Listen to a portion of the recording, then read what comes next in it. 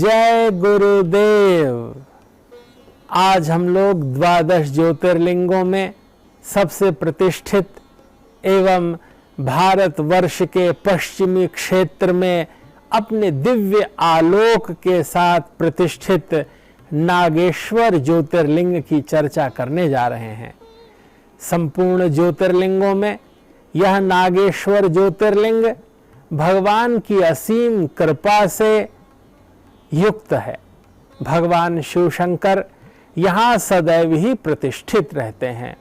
जैसा कि नाम है नागेश्वर, अर्थात इस संसार में किसी को भी जीव जंतुओं का भय सताता है अथवा भगवान शिव शंकर के किन्हीं गणों से, भूत प्रेत इत्यादि से किसी तरह की बाधा होती है तो उसका शमन नागेश्वर ज्योतिर्लिंग में देखते हैं। संपूर्ण भारतवर्ष में पश्चिमी क्षेत्र में द्वारिका के निकट नागेश्वर ज्योतिर्लिंग का विशाल विश्व प्रसिद्ध मंदिर है, जो द्वारिका से लगभग 25 किलोमीटर समुद्र तट की ओर है। यह वह स्थान है जो अत्यंत पावन, पवित्र, अलौकिक और दिव्य क्षमताओं से भरपूर है। 12 ज्योतिर्लिंगों में 10वां ज्योतिर्लिंग नागेश्वर ज्योतिर्लिंग है। इन ज्योतिर्लिंगों में नागेश्वर ज्योतिर्लिंग 3 स्थलों पर भक्तजन इनके स्वरूप का दर्शन कर पाते हैं। जो प्रथम स्वरूप है वह तो पश्चिमी क्षेत्र में द्वारिका के निकट नागेश्वर ज्योतिर्लिंग है, जहां पर असंख्य भक्त निरंतर उनका दर्शन करते रहते हैं। और उत्तराखंड के अल्मोड़ा के निकट दूसरा वह स्थल है जिसे नागेश्वर ज्योतिर्लिंग के रूप में मान्यता है। यहाँ भी लोग नागेश्वर के उस दिव्य स्वरूप का दर्शन करते हैं और असंख्य भक्त यहाँ की यात्रा करते रहते हैं। तीसरे नागेश्वर ज्योतिर्लिंग के रूप में महाराष्ट्र के हिंगोली में भगवान शिव शंकर का दिव्य स्वरूप है, जिसकी चहुं ओर मान्यता है। इस प्रकार नागेश्वर ज्योतिर्लिंग के इन 3 स्वरूपों की भारतवर्ष में निरंतर पूजा अर्चना और वंदना होती रहती है। यह अत्यंत ख्यात है और भगवान शिव शंकर के दिव्य नाग के दर्शन यहाँ होते हैं। द्वारिका के निकट जहाँ नागेश्वर ज्योतिर्लिंग का मंदिर है, वहाँ भगवान शिव शंकर का भी वह चितकबरा नाग की तरह ही सुंदर अलौकिक पीताभ वर्ण में मुखरित होता हुआ ज्योतिर्लिंग है, जिसका दर्शन करके अपूर्व शांति का अनुभव होता है। इसकी एक बहुत प्राचीन कथा है। दारुका नाम की एक राक्षसी थी जो अपने पति दारुक के साथ अत्यंत आनंद और विनोद में रहा करती थी, क्योंकि उसे एक बार माँ भगवती पार्वती ने यह आशीर्वाद दे दिया था कि दारुका, तुम इस वन में, जिस वन में तुम और तुम्हारे पति रहते हैं, इस दारुक वन के साथ तुम संसार में कहीं भी जा सकती हो, वन सहित तुम्हारी यात्रा हो सकती है। यह आशीष पाकर वह दारुका स्वतंत्र हो गई और स्वच्छंद भाव से विचरण करने लगी। जहां उसका मन होता था वहीं वह और उसका पति दारुक आकाश मार्ग से उड़कर जाते थे और वन सहित किसी भी स्थान पर प्रतिष्ठित हो जाते थे, और वह संपूर्ण भूभाग दब जाता था। वहां रहने वाले लोग निष्प्राण हो जाते थे और वह स्थान वन के प्रभाव से अत्यंत कृषि से शून्य हो जाता था। और इस प्रकार वह विहार करते हुए संपूर्ण धरा पर एक आतंक फैलाने लगी थी। इस आतंक से सभी लोग व्यथित हो गए थे, व्याकुल हो गए थे। किसी का भी आतंक सदैव नहीं चलता, भगवान के यहाँ देर हो सकती है पर अंधेर नहीं हो सकती।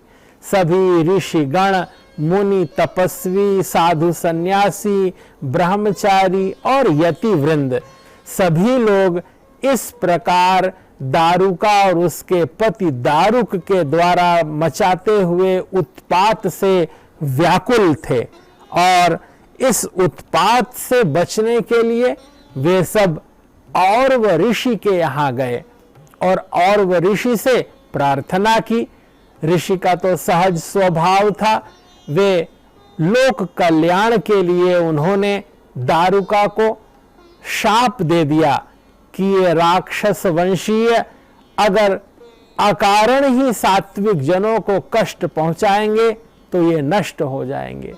यह शाप सुन करके दारुका और उसका पति अत्यंत विह्वल हो गए। सभी लोग इस संसार में जो व्याकुल चित्त थे वे सहज हुए, क्योंकि अब दारुका और उसके पति दारुक का कुछ आतंक कम हुआ। अब वे यज्ञ विध्वंस नहीं करते थे, यत्र तत्र नहीं घूमते थे। दारुका ने एक अवसर जान करके उस वन सहित उड़कर समुद्र के मध्य में पश्चिम में वह एक निर्जन स्थान में अपना शासन करते हुए समुद्र के मध्य टापू की तरह एक स्थान पर रहने लगी। एक समय की बात है कि दारुक ने देखा कि बहुत सारी नावें दारुक वन की ओर बढ़ी चली आ रही हैं। सभी नावों में जितने लोग थे उनको दारुक ने बंधक बना लिया और उन्हें प्रताड़ित करने लगा, जेल में बंद कर दिया और तरह तरह की यातनाएं देने लगे। और उन्हीं लोगों के बीच में सुप्रिय नाम का भगवान शिव का एक भक्त था। वह नित्य भगवान का पार्थिव शिवलिंग बनाकर पूजन अर्चन करता था, ओम नमः शिवाय का जप करता था, उसके बाद ही कुछ ग्रहण करता था। और उस भक्त ने सभी बंधक सहयात्रियों को भी भगवान शिव शंकर की दिव्य महिमा का गान किया, महिमा बताई और सभी को भगवान शिव शंकर की पूजा में लगा दिया। सभी लोग जब भगवान की अर्चना वंदना करने लगे तो इसका समाचार दारुक के पास पहुंचा। दारुक आकर के सुप्रिय को तरह तरह की यातनाएं देने लगा और कहने लगा कि तुम भगवान शिव की पूजा नहीं करोगे। तब सुप्रिय सहित सभी लोग जो बंधक थे उन्होंने भगवान शिव शंकर का अखंड जप प्रारंभ कर दिया। ओम नमः शिवाय, ओम नमः शिवाय, ओम नमः शिवाय का ऐसा जप करते हुए भगवान के ध्यान में निमग्न हो गए। भगवान आशुतोष हैं, करुणा करने वाले हैं, उनका हृदय पसीज गया और वे वहां प्रकट हो गए। उन्होंने दारुक सहित विभिन्न राक्षसों को बहुत प्रताड़ित किया, इन सबको बंधन मुक्त किया और भगवान शिव शंकर के प्रकट होते ही सभी दानव दैत्य राक्षस वहां से भागने लगे। भगवान शिव शंकर ने दारुक पर प्रसन्न होकर यह कहा कि मैं यहाँ सदैव तुम्हारी रक्षा के लिए विद्यमान रहूंगा, और वे नागेश्वर ज्योतिर्लिंग के रूप में वहां सदैव के लिए प्रतिष्ठित हो गए। भगवान शिव शंकर ने यह भी कहा कि यह स्थान इसलिए महनीय होगा कि जो कोई यहाँ मेरा दर्शन करेगा वो चक्रवर्ती सम्राट हो जाएगा। सतयुग में वीरसेन नाम का एक राजा जब वहां दर्शन करेगा तब वह चक्रवर्ती सम्राट हो जाएगा। इस तरह भगवान शिव शंकर ने सुप्रिय को कहा था।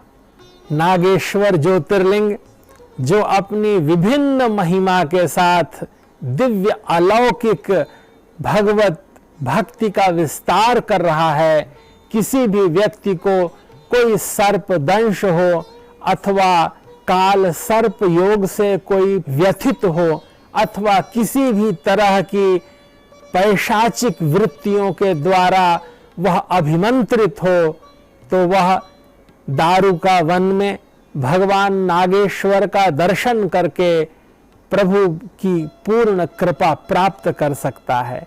भगवान शिव शंकर की अनंत अखंड अद्भुत अद्वितीय कृपा प्राप्त करने के लिए दारुक वन में भगवान नागेश्वर का दर्शन करें।